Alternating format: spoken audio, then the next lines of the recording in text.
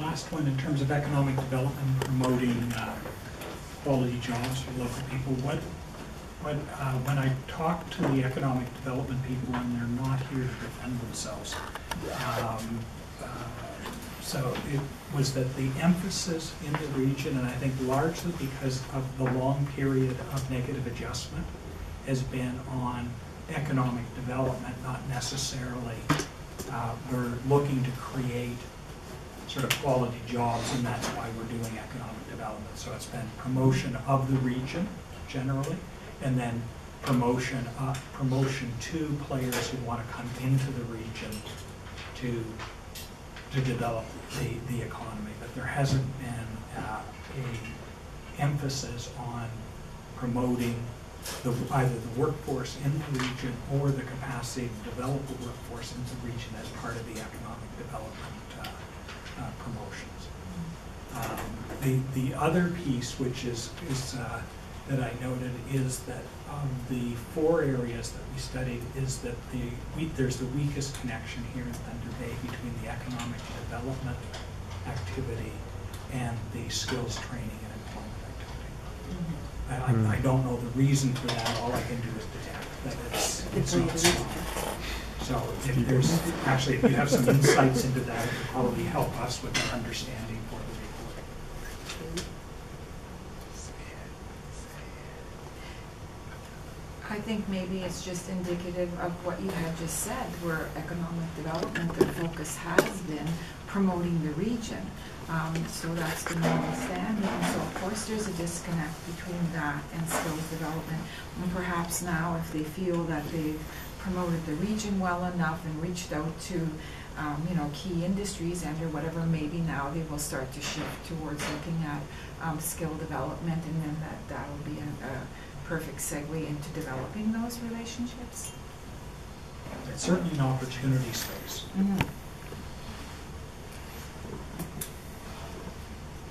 That's it.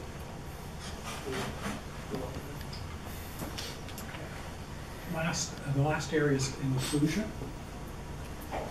Local at-risk groups. So,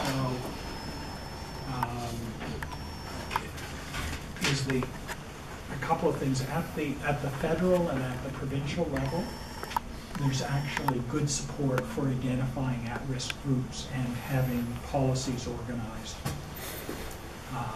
to support development programs for those groups. So we can point to any number of groups, and I can identify policies in Ottawa and policies in Toronto that are designed to support. At the local level, one of the single biggest challenges for this particular area is a small population base. So whether it's the Francophone or whether it's immigrants, whether it's just about any group, critical mass quickly becomes an issue with respect to any of them. And again, I can't offer a solution for a small population base, but it's something that you're working with, that you can see in other regions. So if I choose, let's say, immigrant services in Hamilton, there's a world of difference between what's available in Hamilton and what's available in Thunder Bay, and it relates pretty much to the fact that Hamilton has a sizable immigrant population that can build services and an array of services that can help that population.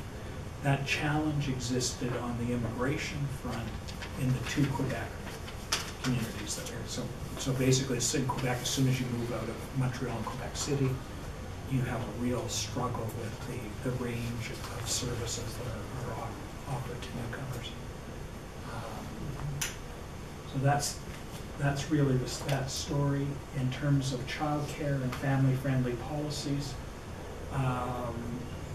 in Ontario, the all-day kindergarten, I think was one feature. So you now have you have more support for parents with young children through that program.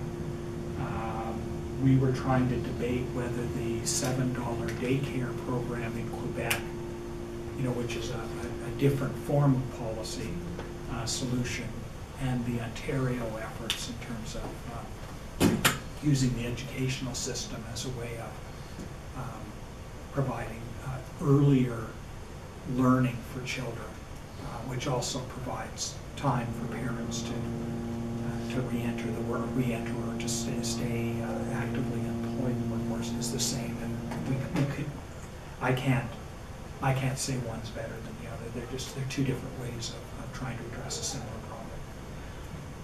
You know, Quebec may have the advantage of, for lower income families at the very early stages, if they can gain access to the program, that it's an affordable program. Well, the labor force participation rate of women has increased an awful lot in Quebec with those measures. That's one of the results, I think. The drawback is that it's fairly expensive. Yeah. Tackling youth unemployment. Here the programs exist. The program has been moved from one ministry to another recently, so it's a little bit harder to get at, or some aspects of the program have been moved, and the overall organization of youth employment services or youth services is at the policy level is shared. Responsibilities are shared across several different responsibility centers in Ontario, so that there's not a concerted effort. So in Quebec, you know, as a contrast, I can point to the lutte. We use war, but I don't think it's quite the same. Lutte contre la pauvreté? No, the lutte contre le décrochage. Yeah. Is that they have like a specific policy around ensuring that kids stay in school, and all of the agencies have their piece, so that there's a much tighter form of coordination on those policies that I observed in Ontario. And then, you know, last is the notion of openness to immigration. I think, you know, broadly the policies in Ontario, as Canada, are very good. The challenges are realistically very local, and you know, I think here in Thunder Bay, you're not reaching a critical mass of newcomers that's allowing you to probably have all of the services you would like. There may be I did not detect in the interviews, there may be additional pressures that will emerge in the coming years around various groups that want a piece of the growth pie in the region.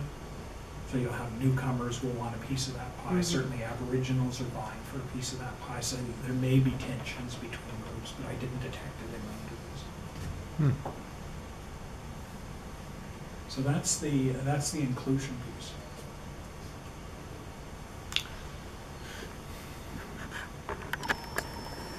Everybody's tired. Well, I have questions around, so the Aboriginal population here, what's been effective in getting them kind of attached to the labor force? What sort of, I mean, obviously they face many barriers, so what have you found here in Thunder Bay that's been effective in attaching them to the labor market? I think the answer depends on what area, because you've got Dan, you've got treaties, you've got different treaties. Robinson Superior is the area that I'm working with. But I think it will depend on which area you're referencing. I know just recently, KCAT's another organization that isn't represented here. They have some funding coming in that will help with some of the Noront opportunities with that ring of fire. So there will be a direct connection through that Skills Partnership Fund that we were talking about earlier that will help them work with that employer. With us, we're just finishing a program where we had intervened in over 200 cases where those individuals were trained for specific types of opportunities in all types of resource-based sectors. But again, as we talked about earlier, if the funding is being pushed in certain areas, is it really addressing the core problem? And I think there are some good values for these programs, but in some instances, as was referenced, There are some groups that the education is very low, they're on social assistance for a long period of time, and sometimes those resources aren't available for that group. So we don't have those 4 streams in Australia, but certainly it sounds like there might be a stream that we're missing that we need to address. And the program you were talking about, is that the one recently announced, the 3.1, well, there's the federal budget, but there's also 3.1 million that was announced by the Ministry of Northern Development and Mines, was it? There's an Aboriginal Skills Training Program? I'm not sure which one you're referencing, but the Northern Training Partnership Fund is through the province, and that one has sunsetted, and there hasn't been anything to replace that. And at the federal level, there was a Skills Partnership Fund, and that's the one that KCATS and Noront and Confed are involved with till 2015, I believe. So there are federal and provincial programs out there, but in some instances, just like now, it's dry. There are no streams at the federal, provincial, or I should say limited streams at the provincial and federal level, because both those programs have ended, and there will be something, I'm sure, in the future. But and that doesn't include, of course, the other programs that are going on regularly, but some of the other funds that traditionally First Nations look at are not as available as they have been. In terms of inclusion as well, it's been identified in the Northwest that there's a gap or inadequate services for Francophone, whether they're Francophone LBS learners and trying to access Francophone employment services. So that's an area that the ministry is involved with. The employment and training consultants are involved with several Francophone agencies to see what they can do to address that.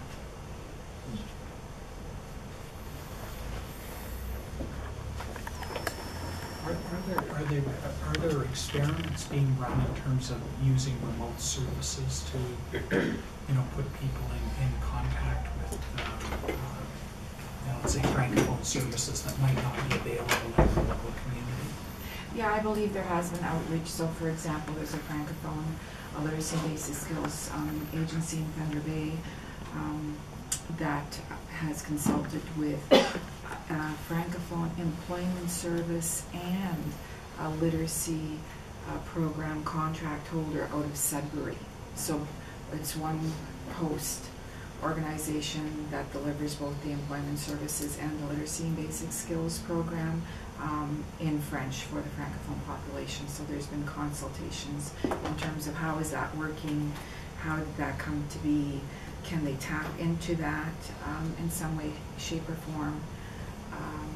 And then the same thing applies for the deaf stream, with trying to tap into video conferencing, say, for example, using that technology to access skills upgrading for their clients. That's not offered here because the population is so small, so they can't offer all programming, so they'll tap into another program elsewhere in the province via that technology platform so that a learner here can have access to a particular course, for example.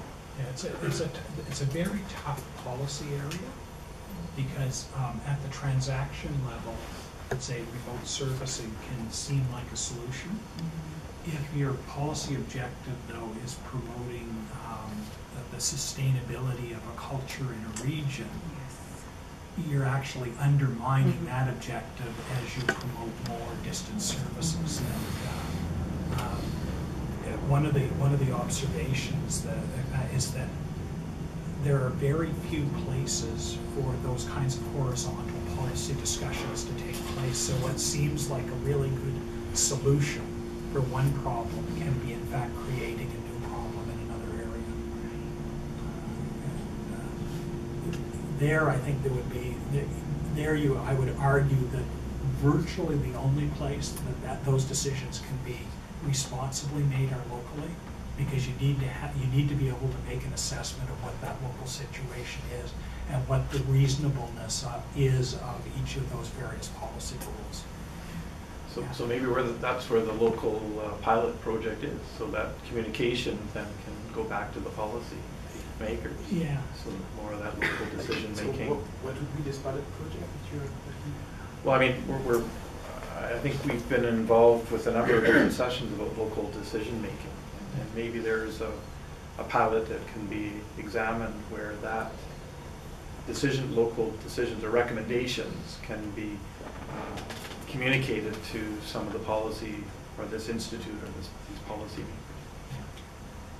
And I would argue, not recommendations, if you were going to do an experiment, do it in local decision making. So couple the accountability, but actually devolve the responsibility for the decision. Because recommendations in this area, they're kind of, they're neither nor. So that the people that have the policy responsibility, let's say at some other level, feel that they've lost their ability to actually hold accountable, right? And the local people don't really feel that they have the authority to make the decisions. So, I would do a kind of a stronger experiment. Unquestionably, the governance capacity that I've observed in the area is strong enough to be able to responsibly devolve authority to this level. Like, I don't think there's an accountability issue. You can hold the local players accountable. People are keen to take on that accountability. They're not keen to take on accountability without additional kind of authorities and flexibilities, though. So could we talk about what would be those duties, tasks that would be evolved ideally? Would it be the terms of the contract, for example, for employment services, to be modified? Is it something or something else? One of the, this has actually been an area that I've had several conversations about with regards to the Francophone literacy.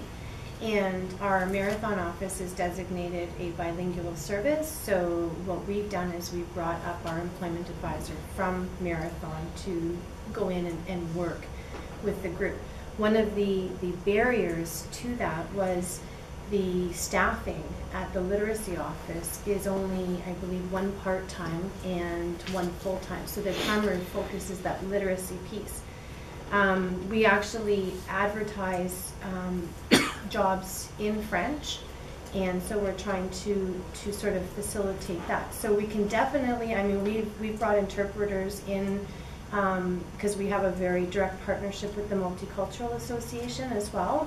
So we have brought interpreters in right into appointments. So the services can be changed, altered, amended. I know with one of the clients, they were working with Yes Employment and they were working with us. I mean, both service agencies locally are very adaptable and are wanting to help in any way, shape, or form. We just need to know what the specific needs are. And I mean, as with all of our clients, it's individual needs, right? It's not sort of, it's what that particular individual needs today. And so being able to understand what their needs are, the expectation was that we'd be able to provide services and go in today, you know, and that's not, it's not reality. We need to have just like like an appointment or a partnership where we go in and we're available once a week, or, you know, so it's a little bit more planning, but it, you know, we can definitely do it locally. We advertise on our website that we can make those kind of services available. You just have to let us know in advance. Obviously we can't have everyone just walk in the door and access it on the spot, because we have to make those arrangements, but we will make them. And, we've always been able to do that. Based on the demand, it hasn't been a problem. At some point it may.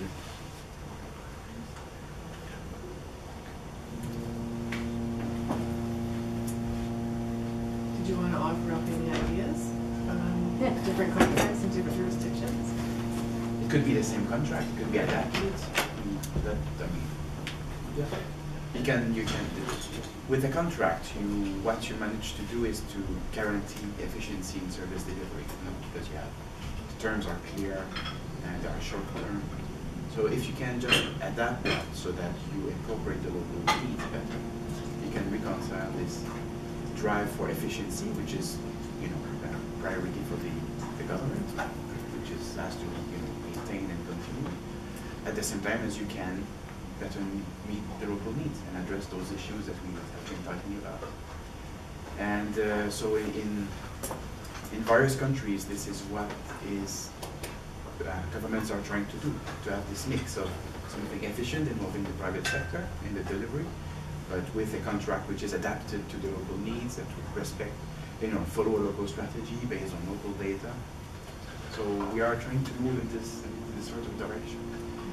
Australia is a fully outsourced model with a single contract, and we are going to talk about the possibility to have some sort of adaptation of that contract to the local needs, involving a workforce board and things like that. The United States has a model which is similar. It's not one single contract, but you have similar contracts established at the level of local labor markets. So these are the things that are being explored. And perhaps in Ontario, this is something that could also provide a solution, efficient service delivery while we're trying to meet the local needs. I agree with that the solutions need to come from the region. So to give you an example, there's 3 literacy and basic skills networks in Northern Ontario. So in the Employment Ontario North region, there are 3 regional networks. And based on the need that has been identified through the Francophone stream, for example, the 3 networks, through their succession planning, have agreed to build in that they need to hire a support worker that's bilingual. It's not a ministry requirement, but that's part of our succession planning. So as someone moves on to something else, when hiring takes place, and whichever network that happens to be, then that network will take on the responsibility of providing support to Francophone service providers across the north, whether it's for literacy services planning, professional development, whatever, within our role, that particular network will take that on. It's not going to fill, the full gap of the needs that are out there, but it's a step, in our mind, it's a step in the right direction. Quebec is something that's interesting in that, because I think here you'll have, at least on the employment services, a desire to have similarity in those contracts, at least for enough of a period that you can get an evaluation done and get a base established that way. And in Quebec, there's a small pool of funds that's held at each, I think let's say at the regional level, that allows for dealing with some of the issues that we've talked about here, whether it's sort of people that have been out of the labor market for a long time, or whether it's just that. And that pool supplements the provision of the services, so that extra funding can be directed to help out particular issues that are identified and exist locally. So it's not necessarily entirely, but a portion of it that allows for it to take into account local circumstances. So that might be at least a place to start, so to give you some flexibility to assign additional resources to an area that's a decision that's taken completely locally here. That's interesting in relation to apprenticeship, because it's not as straightforward. Take a hairstylist where they're answering the phone, it's sweeping at the end of the day. They're gainfully employed, but they're the ideal person to become an apprentice. But maybe they need some supports. Carpentry and some of the other cultures that are a little bit different as well. It would be nice if there's some flexibility around funds. And to take off where Rihanna or where Ontario Works was talking about, like if truly, and I think you said there's that 4th stream in Australia where the most disadvantaged are the ones with multi-barriers, there's a stream for that. So maybe that therein lies where a pilot could happen, where multi-barriered clients, be it somebody that wants to be a hairstylist or a newcomer or First Nation or somebody on social assistance recipient, they need other dollars to help them make that next step, that transition for that demand-driven opportunity.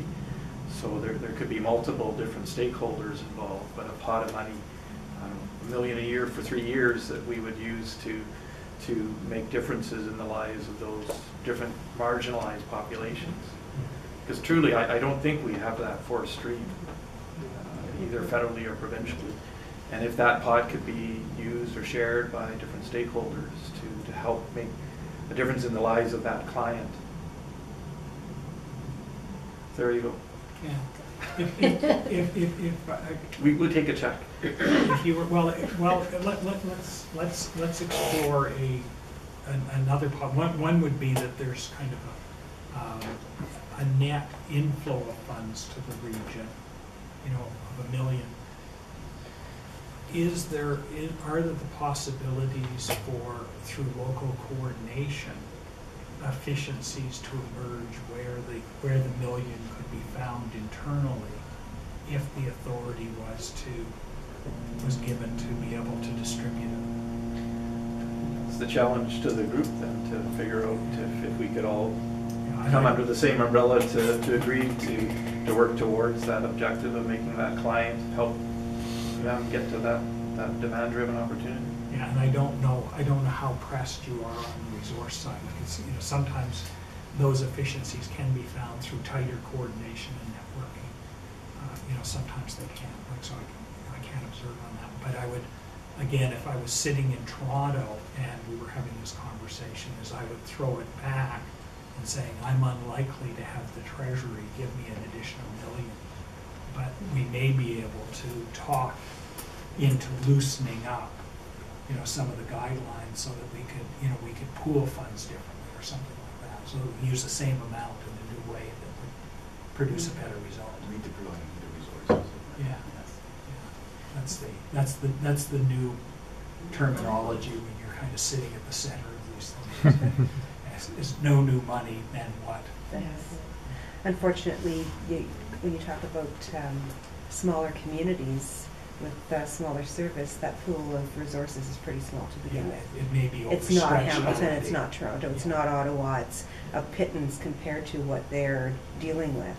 Right. And so, where you squeeze out of something that's so small to begin with. But there might be opportunities, because one of the things about the North that I found interesting is that there are a number of specialized funds that are Mhm. for Northern Ontario. Mhm. And, That might be the place and to so, go. one possibility would be lightening up on a small portion of those block Yep. funds to allow them to do things that perhaps they weren't necessarily You're more envisaged for. intended. I know for us, even though all of our outcome measures are directly related to employment and earnings, and we still continue to provide a life skills program to our clients, because we recognize that, that's at the very beginning of the continuum. They're nowhere near the outcomes, but we know who our clients are, and we've committed to continue to provide that program.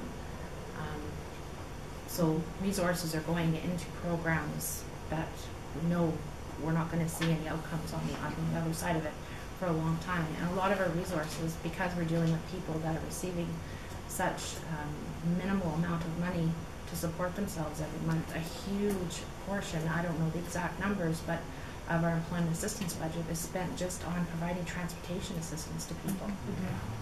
Just for them to be able to participate in anything. And I don't know how FedNor operates. Like, I'm just thinking of it. But for instance, in Quebec, its equivalent does a lot of things around the social economy that kind of touch in areas that we've talked about. And so they're into social development, although they're an economic agency.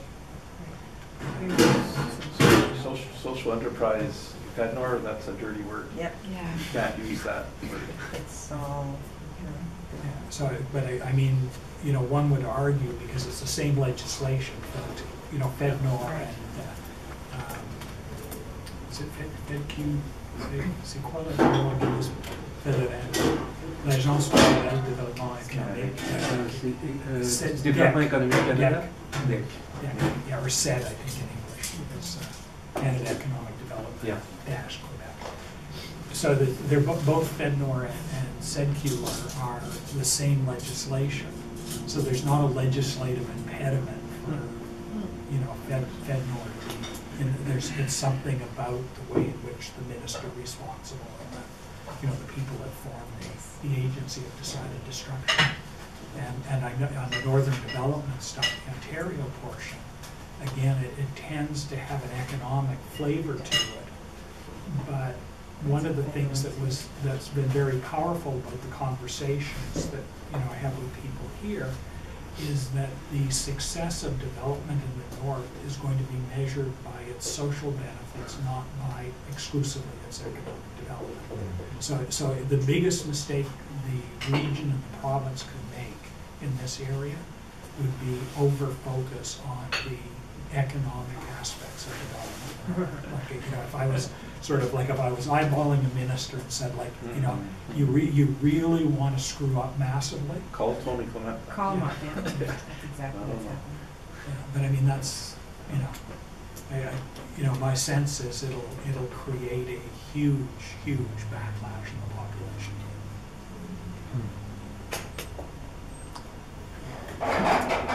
Any other? So maybe I should call it Justin Trudeau. There's an opportunity in T-Bay. So any last, comment you would like to leave with us for the work? Recommendations, things you would like to improve and that you have a brilliant idea on how we can move forward?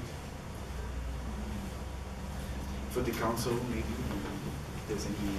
I think the last point that Thomas was making, it's a very important one, because if you're recommending not to focus on economic development, and those are the buzzwords that everybody wants to hear, economic development, it would be useful to have an understanding